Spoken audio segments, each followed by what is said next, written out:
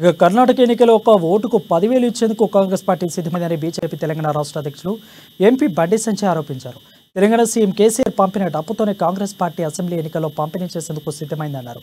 దేశంలో కాంగ్రెస్ అధికారంలో లేదని, ఆ పార్టీ కేల్ఖతం దుకాన్ బంద్ అని కాబోతుందని అన్నారు.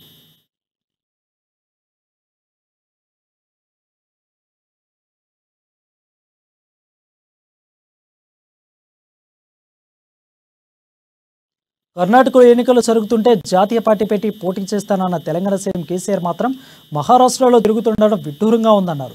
రాబోయే రోజుల్లో దేశంలో పార్లమెంట్ ఎన్నికలు జరిగితే పాకిస్తాన్ వెళ్లి కేసీఆర్ ప్రచారం చేస్తారేమో అని బండి సంజయ్ ఎద్దేవా చేశారు. కర్ణాటక ఎన్నికల ప్రచారంలో భాగంగా గౌరీబిదనూరు, బాగేపల్లి నియోజకవర్గంలో ఎన్నికల ప్రచారం నిర్వహించారు.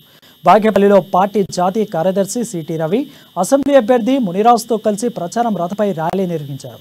ఈ ర్యాలీకి వేలాదిగా జనం, కార్యకర్తలు తరలివచ్చారు. జై బీజేపీ, జై జై బండి సంజయ్ అంటూ నినాదాలతో హోరెత్తించారు.